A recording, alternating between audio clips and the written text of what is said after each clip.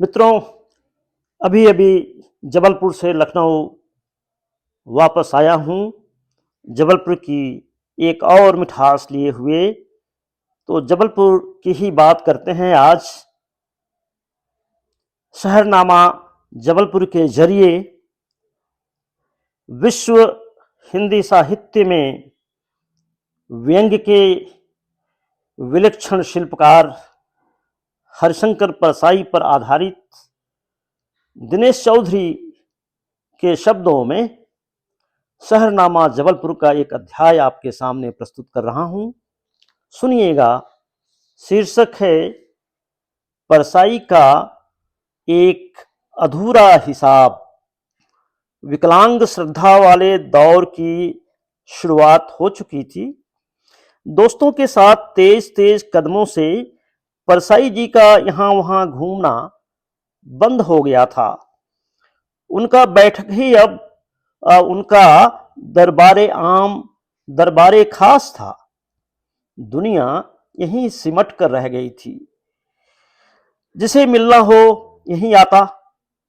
किसी आयोजन के लिए एके हंगल आए थे, जबलपुर आए और परसाई से न मिले, यह संभव नहीं था।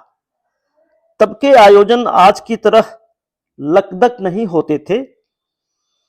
यूं भी आयोजन एक छात्र संगठन का था और उन बेचारों के पास सिर्फ एक जुगाड़ वाली कार थी जो कहीं और चली गई थी। एके हंगल रिक्शे पर सवार हो गए और पीछे साइकिल पर लड़कों का काफिला। अगले दिन अखबारों में यह तस्वीर प्रमुखता के साथ छपी। मुख्यमंत्री अर्जुन सिंह भी परसाई जी को सम्मानित करने के लिए इसी बैठक में आए थे। यह परसाई का कद था कि सूबे का मुख्यमंत्री खुद चलकर उन्हें सम्मानित करने आया था। इधर तो सम्मान करवाने के लिए खुद ही नारियल और शाल लेकर घूमने का चलन है। अर्जुन सिंह आए। परसाई जी तकिए के सहारे अपनी लोकप्रिय अधलेटी मुद्रा में थे। अर्जुन सिंह ने अपने कर कमलों से परसाई को सम्मान वगैरह सौंपा। बैठक में मौजूद लोगों ने तालियां बजाईं। परसाई जी ने तकिए के नीचे से अपनी किताब निकाली, कुछ लिखकर अपने कर कमलों से अर्जुन सिंह को सौंपा और कहा, हिसाब बराबर। हिसाब बराबर करने की कला में परसाई माहिर थे। तजुर्बातो हवादिस की शक्ल में दुनिया ने उन्हें जो कुछ भी दिया ईमानदारी से चुकाया, सूद समेत चुकाया, वसूली भी की। टांग टूटी तो उस पर भी व्यंग लिख डाला और मुआवजे में पुरस्कार झटक लिया। टांग टूटने से पहले वे आमतौर पर पैदल ही घूमते थे। सफेद कुर्ता पाजामा और काली सदरी, लंबी कदकाठी, काले बाल, रौबीला व्यक्तित्व। रौब कदकाठी से ज्यादा उनकी मेधा का था। राह में बड़ा ही कारुणिक चित्र खींचा है। मुक्तिबोध के निधन के बाद भी उनका राजनांद गांव से संपर्क बना रहा। तो राजनांद गांव जो है ना, उसने बड़ा ही कारुणिक चित्र खींचा है। मुक्तिबोध के खाले हुए पद पर मलय जी की नियुक्ति हो गई थी राजनांद गांव में। मलय जी परसाई जी की मित्र मंडली के सबसे पुराने सदस्यों में से एक हैं। कोई 90 साल की आयु में अभी भी उसी ऊर्जा के साथ सभा समारोहों में शिरकत करते हैं। जब मैं इस अध्याय को आपके सामने बांच रहा हूं तो अब मलय जी इस फानी दुनिया को अलविदा कह गए हैं।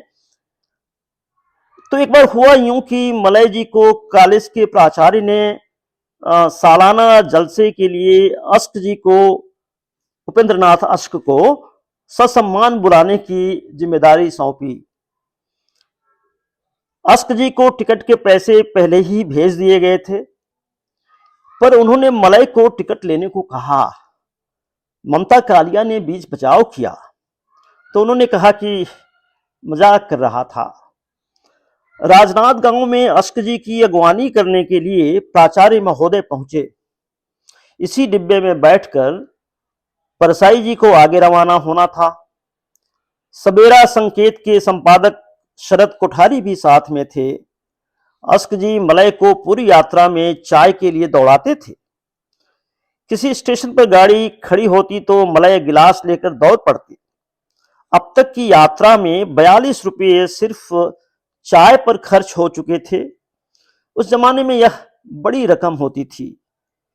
अश्क जी के साथ मलय के ताजा तरीन अनुभव अब तक बड़े रोचक रोमांचक रहे थे। लगा कहीं बाद में मुकर न जाएं। सामने प्राचार्य और परसाई जी थे, अश्क बगल में थे। यही मौका था। दुआ न सलाम।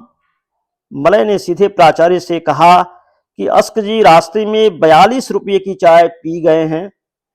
अश्क जी ने खींच कर कहा कि तुम्हारे चेले ने रास्ते में बहुत तंग किया। बाद में मलय ने अश्क जी के साथ रोचक यात्रा वृतांत का पूरा खाका खींचा तो परसाई ने इसे अपने कॉलम में लिख मारा। अश्क जी को छेड़ने के लिए परसाई जी ने कहीं पर यह भी लिख दिया कि उन्होंने बैगन का पौधा नामक अपनी किताब खेती बाड़ी वाले महकमे को टिका दी है। अश्क खफा हुए। खूब खतो किताबत हुई। इस सिलसिले का अंतिम पत्र मुझे कुछ कुछ याद है, सारिका में छपा था। परसाई जी ने लिखा था, यह सिर्फ एक मजाक था। मैंने जब लिखा था तब भी मुझे पता था कि यह एक मजाक है। आगे अश्क चाहें तो इस विवाद को लंबा खींच सकते हैं आत्मप्रचार के लिए, पर मैं बहुत व्यस्त हूं। मुझे बहुत से जरूरी काम करने हैं। मलय आयु में परसाई जी से 5 साल 6 साल छोटे हैं। उन्हें भैया कहते थे। भैया के साथ जीवन भर संबंध बना रहा। फ्रेंड, फिलोसफर और गाइड वाला। उनके साथ खूब साहित्यिक यात्राएं की। एक यात्रा तो इलाहाबाद वाली थी। लक्ष्मीकांत वर्मा ने एक गोष्ठी रखी थी। इमरजेंसी के दिन थे। गाड़ी रवाना हुई। परसाई जी के संध्या वंदन का समय हो गया था। इस एक सदस्यीय आयोजन में गुणवत्ता नियंत्रण की केंद्रीकृत व्यवस्था परसाई ने अपने अधिकार क्षेत्र में रखी थी, जबकि मात्रा नियंत्रण की नैतिक जिम्मेदारी के लिए मलय ने स्वयं को मनोनीत कर लिया था। मनोनीत सदस्य ने संज्ञान लिया कि परसाई बार बार उठकर कहीं जा रहे हैं। अगली बार जब परसाई लौटे तो मलय वॉशरूम की ओर गए। बारीकी से मुआयना किया तो मालूम पड़ा कि निप यहीं छुपाई गई है। मलय ने बची हुई सामग्री ढक्कन खोलकर बहा दी। अब की बार जब परसाई वॉशरूम से लौटे तो मलय को चिल्लाकर कहा, मलय तुम बहुत गड़बड़ करते हो, ज्यादा बदमाशी मत किया करो। हालांकि मलय की बदमाशी ज्यादा काम नहीं आई। परसाई के चाहने वालों की कोई कमी तो थी नहीं। कटनी में बहुत से लोग मिलने आए। कोई काबिल शिष्य भी था। शिष्य ने नजरें बचाकर गुरुदक्षिणा अर्पित कर दी थी। इलाहाबाद में गोष्ठी हुई। कुछ स्थानीय पत्रकार भी थे। परसाई ने दक्षिण के 2 कांग्रेसी नेताओं का जिक्र करते हुए कहा कि वे इंदिरा गांधी की नजर में लुच्चे हैं। यह भी कहा कि इंदिरा गांधी ने इन्हें ठीक करने के लिए मध्य प्रदेश से जिस लीडर को बुलवाया है वह महालुच्चा है और इसीलिए उसे वापस भेजना पड़ा। सभा खत्म हुई तो मलय ने कहा कि भैया इमरजेंसी लगी हुई है। भैया इमरजेंसी लगी हुई है। आपने जो कहा पत्रकार उसे छाप तो नहीं देंगे? परसाई ने कहा, इमरजेंसी लगी हुई है इसीलिए पत्रकार उसे नहीं छापेंगे। अगले दिन अखबार में कोई खबर नहीं था। कोई खबर नहीं थी अखबार में। परसाई जब रूस की यात्रा से लौटकर आए तो दमोह में उनका नागरिक अभिनंदन किया गया। कार्यक्रम की अध्यक्षता श्री बाल पांडे कर रहे थे। श्री बाल वसुधा में रामेश्वर गुरु के साथ परसाई के सहयोगी रहे थे। परसाई से सीनियर थे और गद्य और पद्य दोनों में उन्होंने व्यंग्य लिखा। हास्य कवि शैल चतुर्वेदी इन्हीं के शिष्य थे। और श्री बाल की एक कविता के अंश अब भी मुहावरे की तरह यहां वहां प्रयुक्त होते रहे हैं। ये पंक्तियां हैं, हमारे पांव पांव तुम्हारे पांव चरण, कैसी बात करते हो भैया हर चरण। परसाई ने अपना वक्तव्य दिया। यात्रा के परसाई जी ने अपना वक्तव्य दिया, यात्रा के संस्मरण सुनाए। फिर कहा कि वक्तव्य से इतर वे अध्यक्ष जी के संबंध में कुछ कहना चाहते हैं। अध्यक्ष जी ने अनुमति दी। परसाई ने कहा, तुम्हारे केस केस हमारे केस बाल, कैसी बात करते हो भैया श्री बाल। जनता खुश हो गई। अध्यक्ष महोदय ने अपना अध्यक्षीय भाषण दिया। फिर भाषण से अलग हटकर कहा, अंतरिक्ष में घूमे रशियन, अंतरिक्ष में घूमे रशियन, छोड़ धरा की गोलाई, अपनी प्रगति यहीं तक भाई, रूस देख लौटे परसाई। जनता फिर से खुश हो गई। अपने देश की जनता बहुत थोड़े में खुश हो जाती है। पता नहीं हुक्मरान उनकी तरक्की के लिए इतने हैरान परेशान क्यों रहते हैं। कार्यक्रम के बाद जब वापसी के लिए मित्र मंडली जीप पर सवार हुई तो परसाई ने कहा, यार श्री बाल, तुमने तो हमें उखाड़ कर धर दिया। भैया के साथ एक शुरुआती यात्रा धार की थी। प्रमोद वर्मा का यहीं ट्रांसफर हुआ था। दो और मित्र थे। रानी रूपमती का महल घूम आए। वापसी में शरद जोशी के यहाँ अड्डा जमाया। वापसी में शरद जोशी के यहाँ अड्डा जमाया। यात्रा में खान पान जरा अव्यवस्थित हो ही जाता है। खाने बैठे तो इरफाना शरद पूछ पूछ कर रोटियां परोसने लगी। परसाई ने कहा कि भाभी, हम लोग भूख के मारे हुए हैं, अब आप पूछिए मत, बस परोसते जाइए। खाकर उठे तो उन्होंने मलय से कहा, अधपेट होने पर हमारा यह हाल हो जाता है। जो किसान मजदूर भूखे रहकर जमीन खोदने का काम करते हैं, जरा उनके बारे में सोचकर तो देखो। फिर मेहनत, तिजारत और सरमाएदारी जैसे मसलों पर उनकी क्लास शुरू हो गई। ऐसे मौकों पर उनका मास्टर फिर से जागृत हो जाता है। कहते भी हैं कि जो एक बार मास्टरी के पेशे में आ जाए, उसकी यह आदत ताउम्र नहीं जाती है। मलय ने एक तरह से यहीं पर अपने उस्ताद से गंडा बंधवाया था। फिर इसी अधिकार का इस्तेमाल करते हुए बहुत दिनों बाद एक दिन उस्ताद को उलाहना दी कि यह क्या आप सिर्फ कालम वालम लिखते रहते हैं, अपने नावल पर ध्यान क्यों नहीं देते। वे उपन्यास के कुछ अंश लिख चुके थे। परसाई जी ने तुरंत कोई जवाब नहीं दिया। अंदर गए और एक अंतर्देशीय उठा लाए। कहा, यह पढ़ लो, हर महीने 25-26 तारीख तक आ जाता है। चिट्ठी छोटे भाई गौरी की थी। माली जरूरतों का ब्यौरा था।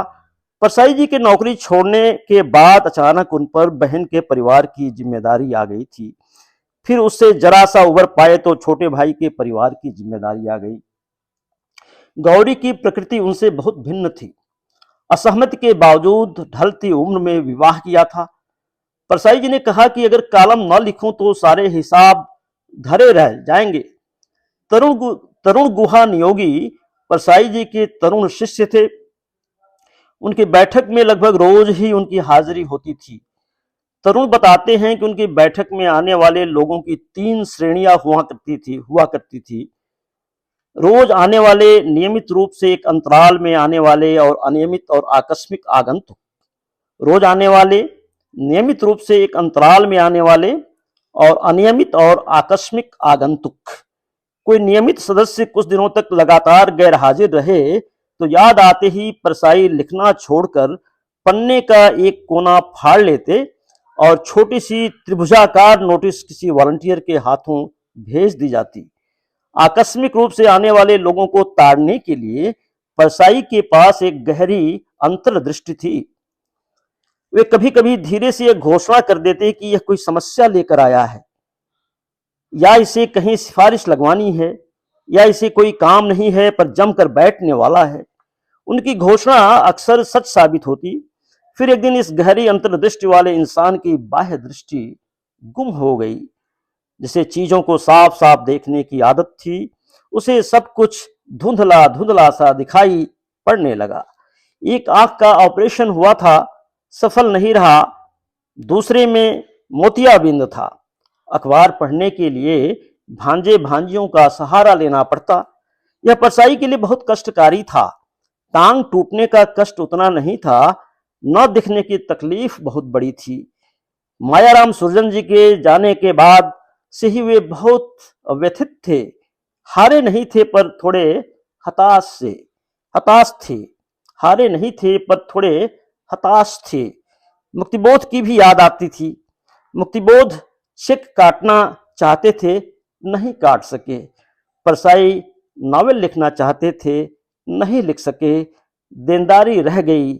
बस यही एक हिसाब था जो वे बराबर नहीं कर सके। तो यह था परसाई का अधूरा हिसाब। प्रख्यात लेखक और किस्सागो दिनेश चौधरी की कलम से। स्वर मेरा लक्ष्मीकांत शर्मा का था। मित्रों, अगर आपने हमारा YouTube channel life with Laxmikant अभी तक सब्सक्राइब ना किया हो तो कृपया कर लीजिए। लाइक कीजिए, डिसलाइक कीजिए, कमेंट कीजिए। अपने दोस्तों को, अपने मित्रों को, अपने रिश्तेदारों को, अपने बच्चों को भी life with Laxmikant YouTube channel का लिंक भेजिए और उनसे हमारी तरफ से अनुरोध कीजिए कि हमारे सब्सक्राइबर्स की संख्या अधिक से अधिक हो, ताकि हम आपका जो बेहतर कंटेंट आपकी तरफ से जो मैं बना रहा हूं ये अधिक से अधिक लोगों तक पहुंचे। तब तक अगले किसी एपिसोड में किसी और अधूरे हिसाब के साथ। धन्यवाद।